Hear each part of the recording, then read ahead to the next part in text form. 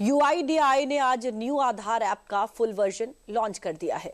इस अपडेट के बाद अब आधार कार्ड का इस्तेमाल और ज्यादा आसान, सुरक्षित और पूरी तरह डिजिटल हो गया है।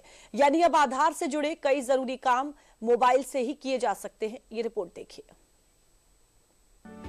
भारतीय विशिष्ट पहचान प्राधिकरण यानी UIDAI ने 28 जनवरी को न्यू आधार ऐप का फुल वर्जन लॉन्च कर दिया है।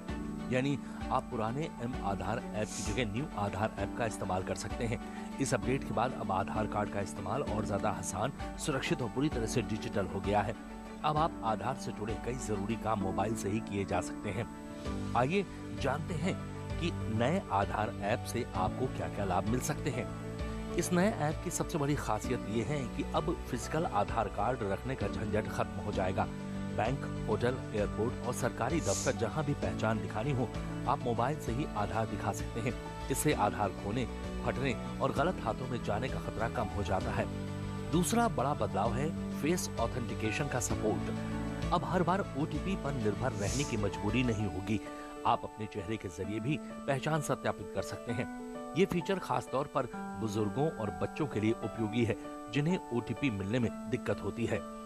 नए आधार ऐप में QR कोड से तुरंत वेरिफिकेशन की सुविधा भी दी गई है। अब किसी को आधार की फोटोकॉपी देने की जरूरत नहीं पड़ेगी। सामने वाला व्यक्ति सिर्फ QR कोड स्कैन करके आपकी पहचान जांच सकता है। इस ऐप में मल्टी प्रोफाइल सपोर्ट फीचर दिया गया है, जिससे एक ही ऐप में पूरे परिवार के आधार को सुरक्षित रखा जा सकता है। इस ऐप के जरिए अब आप घर बैठे खुद से अपने आधार में कई बड़े बदलाव कर सकते हैं। आप अपने आधार में खुद ही अपना नंबर और पता भी चेंज कर सकते हैं। अब इसके लिए आधार केंद्र जाने की जरूरत नहीं पड़ेगी। ये न्यू आधार ऐप भारत को डिजिटल क्षेत्र में मजबूत करने की दिशा में केंद्र सरकार का महत्वपूर्ण कदम है। भारत सरकार डिजिटल क्षेत्र में लगातार नए कदम उठा रही है। डिजिटल इंडिया अभियान के तहत नागरिक सेवाओं को आसान, तेज और सुरक्षित बनाने पर विशेष जोर दिया जा रहा है। इसी कड़ी में सरकार ने यह नया आधार ऐप लॉन्च किया है, जो नागरिकों को अपने डिजिटल पहचान को मोबाइल के जरिए दिखाने, शेयर करने और वेरीफाई करने की सुविधा देता है और सुरक्षित बनाता है।